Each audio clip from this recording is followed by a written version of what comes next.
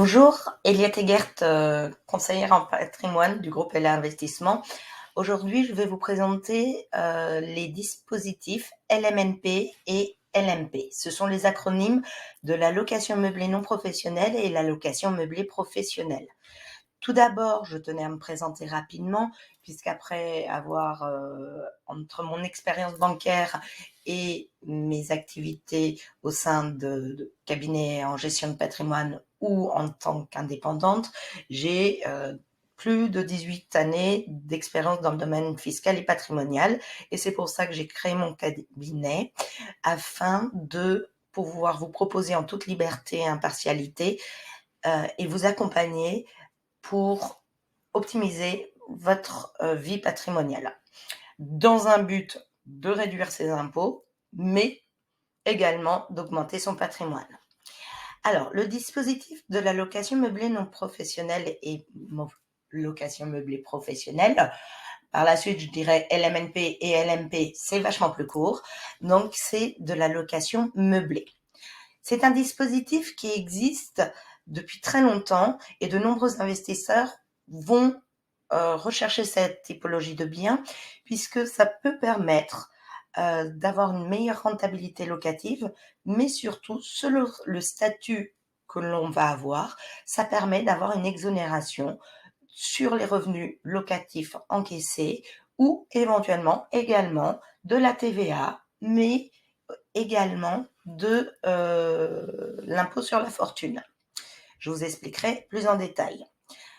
Le statut de loueur meublé, c'est un statut qui est très très vieux puisqu'il date de Napoléon.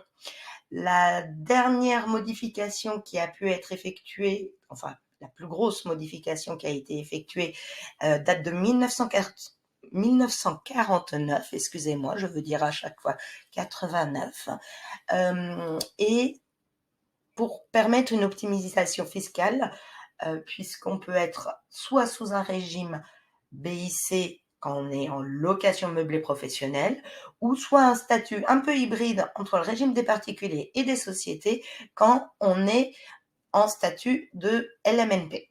Je reviendrai un petit peu plus tard là-dessus. Et effectivement, on dit que c'est une loi faite par les ministres, pour les ministres, donc vous pensez bien qu'elle doit être intéressante s'ils ne l'ont pas bougée depuis si longtemps.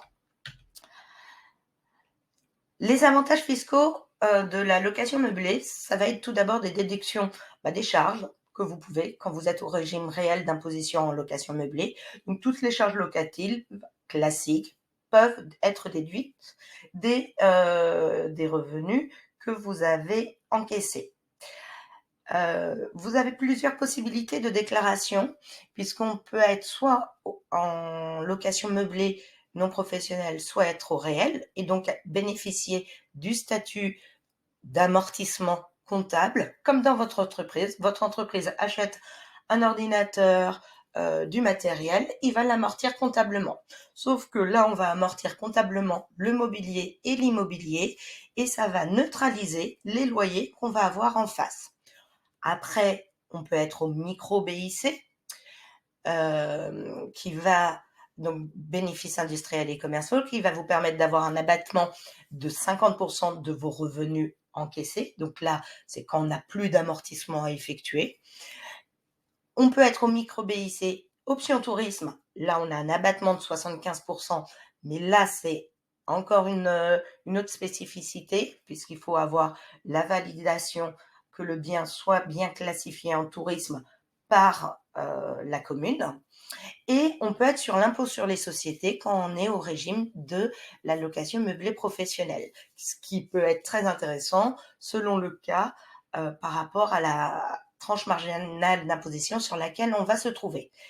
On peut avoir une exonération des plus-values selon le régime fiscal qui va être appliqué, mais il y a plusieurs points à prendre en compte, donc je vais rester quand même très large sur ce point-là. Le statut de la location meublée professionnelle, donc le LMP, permet de ne pas être soumis à l'impôt sur la fortune immobilière, puisque c'est une entreprise pure et dure. Et ça l'a grâce aux amortissements, et selon la durée le choix du dispositif et la rentabilité locative du bien, vous pouvez obtenir des revenus locatifs nets d'impôts. En déduction des charges, on peut déduire, quand on est au réel, les frais de notaire, les frais d'entretien, les réparations, les travaux, les frais de gestion, les assurances, assurance propriétaire non occupant, mais également l'assurance emprunteur, les intérêts d'emprunt, les impôts locaux, l'amortissement du bien immobilier, comme je vous disais, qui est très important, qui va être sur 20 ou 30 ans, ou l'amortissement du mobilier et des améliorations de celui-ci sur un délai de 5 à 10 ans. Le choix de la durée d'amortissement va s'effectuer avec le comptable, puisque on va chercher à optimiser la meilleure solution possible. Puisque, comme je vous disais auparavant, c'est un statut un peu hybride, donc il y a des déclarations à effectuer au niveau des bénéfices industriels et commerciaux. Donc, on s'appuie sur un expert comptable, un cabinet comptable qui est spécialisé dans ce domaine-là, qui permet de vous éviter des tracas à remplir les documents de l'administration fiscale. Les impôts locaux, il y a la taxe foncière, comme habituellement, comme tout bien immobilier. Bien sûr, la part des ordures ménagères reste à la charge du gestionnaire ou du locataire, et il n'y a pas de cotisation foncière des entreprises si le bien est géré par une entreprise de gestion de type résidence de tourisme, affaires, étudiantes, seniors ou maison de retraite, ou si le bien, la location meublée la location meublée est au sein de votre habitation principale. Autrement, vous êtes soumis, en plus de la taxe foncière, à la contribution foncière des entreprises. Donc, en résultat, ce dispositif permet de déduire les charges, d'imputer les déficits sur les revenus locatifs, d'avoir une éventuelle exonération des plus-values, et surtout, ça ne rentre pas dans l'impôt sur la fortune immobilière. La location meublée gérée, on va rentrer un peu plus dans ce détail-là, puisque c'est un dispositif qui va vous apporter beaucoup de sérénité et de la tranquillité. Pourquoi? On va être soit sur des logements neufs ou anciens, de type résidence étudiante, tourisme, affaires, c'est les appart-hôtels, seniors ou les maisons de retraite appelées les EHPAD. L'avantage, c'est que on a des budgets accessibles, puisque on ne va pas avoir on va acheter le bien immobilier hors taxe. Je vous reviendrai dessus pour vous expliquer pourquoi. Et on va avoir des rendements performants et optimisés, mais surtout une visibilité sur la totalité de l'investissement, puisqu'on va avoir un bail commercial et donc un gestionnaire qui va s'engager à minima pour 9 ans à exploiter l'ensemble de la résidence. Et quand il exploite l'ensemble de cette résidence, il va vous n'avez pas à vous occuper de savoir si votre logement est occupé ou pas, c'est à la charge du gestionnaire. Mais surtout, il va s'occuper des petits travaux, changement de locataire, les petits coups de peinture, les petites fuites. En gros, c'est comme si vous alliez effectuer un placement sur un compte épargne, tout simplement. Puisque, comme je vous disais, le principe est simple, c'est vous l'investisseur, vous achetez un bien soit dans l'immobilier, soit dans l'ancien, mais qui va être géré par le gestionnaire. Ce gestionnaire va avoir un locataire final. Le locataire final va payer au gestionnaire son loyer. Le gestionnaire va vous reverser un loyer, mais qui ne va pas être le même que celui qui l'a perçu, puisque pour l'existence et la vie de son bien, de la résidence, il va devoir avoir du personnel d'accueil, du personnel s'occupant des services pour l'exonération de TVA. Il va avoir donc au niveau du service petit déjeuner, des personnes au niveau du ménage, et il va avoir également des personnes qui vont s'occuper des petits entretiens. Et bien sûr, ça reste une entreprise, il se fait aussi sa marge bénéficiaire. Donc certes, vous n'allez pas percevoir le même montant de loyer que lui va recevoir, mais je prends l'exemple toujours des résidences de tourisme, parce que c'est vrai que l'été, quand on va en résidence de tourisme, la semaine à 1000 euros, voire 1200 euros, on se dit, il gagne beaucoup d'argent le gestionnaire. Mais pourquoi il me reverse moins? Parce qu'il va vous lisser les loyers sur l'année et qu'effectivement, dans la résidence de tourisme en été, il va louer plus cher ces semaines. Mais pour remplir sa résidence et pour qu'elle vive le reste de l'année, il va faire des courts séjours en automne, en hiver, au printemps. Et donc, selon des courts séjours ou des semaines aussi, pendant les périodes de vacances scolaires ou d'autres personnes qui viennent en dehors des vacances scolaires, mais c'est des périodes moins attractives, donc il va louer moins cher. Et donc, vous allez avoir un loyer qui va vous être reversé, mais qui va être lissé sur l'ensemble de la rentabilité du gestionnaire. La récupération de la TVA, c'est intéressant puisque en fait, vous allez pouvoir acheter votre bien immobilier hors taxe. C'est-à-dire que comme on est sur un statut hybride, on va être soumis donc aux bénéfices industriels et commerciaux. Donc, on peut être exonéré de TVA si le gestionnaire propose 3 des 4 services obligatoires dans le Code des impôts, soit le petit déjeuner, l'entretien quotidien des locaux, la réception ou la blanchisserie. Il suffit juste qu'il les propose, les gens disposent ou non. Par contre, pour que cet avantage de la TVA est acquise seulement au bout de 20 ans. Imaginons, vous revendez votre bien au bout de 11 ans. Vous vous dites, mince, il va falloir que je repaye la TVA. Non, le reliquat de TVA non payé. Non, pas forcément, puisque vous allez le revendre à quelqu'un qui va bénéficier de nouveau de l'amortissement comptable et va rester avec le gestionnaire et donc pourra toujours bénéficier de cette exonération de TVA. Puisque l'avantage de l'amortissement n'est pas lié au bien immobilier, mais est lié au propriétaire. C'est pour ça qu'on a un marché secondaire très important. Je vous ai expliqué en préambule, au tout début, qu'il y a une différence entre le statut LMNP et LMP, puisque les deux statuts permettent de faire de la location gérée.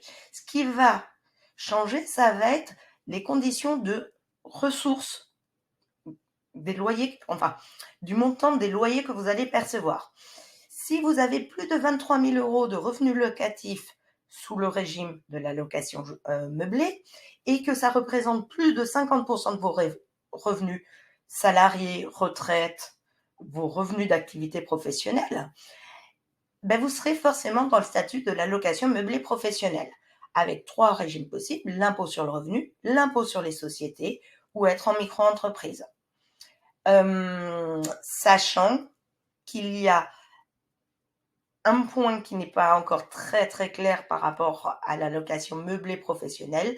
Non, auparavant, vous n'étiez pas soumis aux cotisations de l'URSSAF, maintenant ce qui s'appelle le SSI, Sécurité sociale des indépendants, mais il y a un flou un petit peu artistique pour savoir si vous êtes, au niveau juridique, il y a encore un flou pour savoir si vous allez devoir effectuer ces cotisations. On va dire que quand même, dans 80% des cas, les gens restent en location meublée non professionnelle. Pourquoi? Parce que les revenus, il faut savoir que les revenus locatifs doivent être inférieurs ou égaux à 23 000 euros. Donc là-dessus, on reste. Mais ils doivent représenter moins de 50% de votre activité professionnelle, de vos revenus d'activité professionnelle. Imaginons, vous avez 40 000 euros de revenus locatifs en résidence gérée, mais qu'en face, vous gagnez 100 000 euros, vous pouvez rester sous le régime de la location meublée non professionnelle. Donc, on a 2 possibilités de statut, le micro-BIC, donc l'abattement de 50% ou de 75%, ou le réel simplifié qui permet l'amortissement comptable du bien immobilier et vous permet de générer des revenus nets d'impôts. Donc, les plus pour le statut LMNP ou LMP géré, c'est de rémunérer de façon plus importante vos liquidités que sur un placement financier, puisqu'on est à peu près 2,9 net d'impôts, c'est vraiment très bas. On est plutôt dans une moyenne entre 3,5 et 5 net d'impôts, voire plutôt on tend vers les 4. Et ça vous permet également de vous constituer un patrimoine qui est financé soit par les loyers et qui ne seront pas imposables, mais également, si on effectue avec un financement, ça sera les loyers plus le crédit. Ça vous permet d'obtenir d'obtenir des revenus, d'anticiper. Si on effectue un achat avec un crédit, ça permet d'anticiper l'éventualité de baisse de revenus pour la retraite ou une diminution de son activité ou d'avoir des revenus complémentaires parce que les enfants font des études ou que vous souhaitez avoir des revenus complémentaires tout simplement pour vivre plus tranquillement. Vous n'avez pas de souci de gestion puisque vous n'avez qu'un seul locataire, c'est le gestionnaire et c'est défini par le bail commercial. La résidence apporte des services, 3 des 4 services hôteliers sont proposés. Dans ce cas-là, la TVA est récupérable. Et effectivement, ça vous apporte une tranquillité puisque que le logement soit occupé ou non, vous percevez votre loyer. Donc, mes conseils et ma démarche. Donc, mes conseils, ça va être, comme tout investissement immobilier, c'est l'emplacement. L'emplacement du bien immobilier et de savoir si le prix est cohérent par rapport à la qualité du bien, de son emplacement, et s'il y a des travaux qui sont prévus pour l'ancien.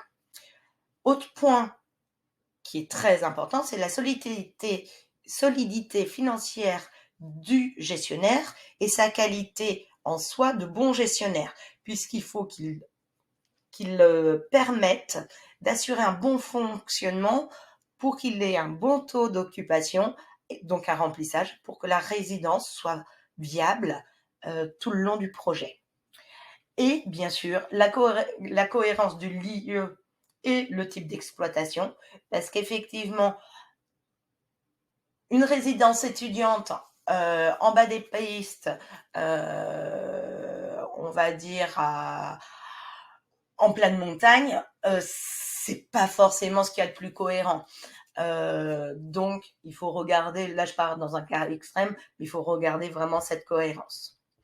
Ma démarche, comme je vous disais, le but c'est d'avoir une écoute, d'effectuer un audit patrimonial qui va nous permettre d'avoir un échange confidentiel et de voir ce qui va être le plus adapté à vos objectifs et à votre situation actuelle.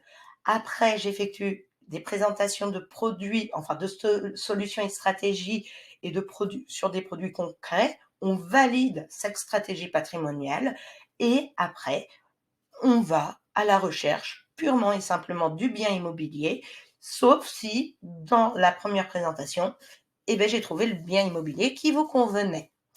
Et après, vous m'avez sur le dos pendant quelques années, puisque j'accompagne l'ensemble de mes clients pour les déclarations fiscales et lors de la vie du bien immobilier, s'il y a besoin d'avoir un contact avec le comptable, une explication supplémentaire avec le gestionnaire et ainsi de suite.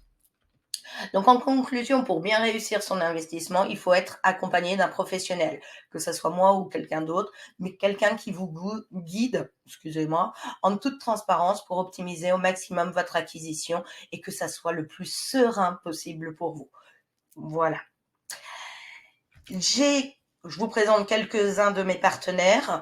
Alors, la page n'est pas assez grande, j'en ai plein d'autres. Donc, c'est juste pour vous dire, voilà, quelques partenaires que j'ai, aussi bien immobilier que au niveau financier. Dans tous les cas, je vous remercie de votre écoute. N'hésitez pas à me contacter. Je serai ravie de pouvoir échanger avec vous, aussi bien sur des interrogations liées à cette présentation, ou si vous souhaitez effectuer une démarche plus importante, c'est-à-dire effectuer un échange plus long avec un audit patrimonial, un bilan, on va dire, et qu'on puisse échanger sur un accompagnement éventuel, sachant que ma démarche est gratuite.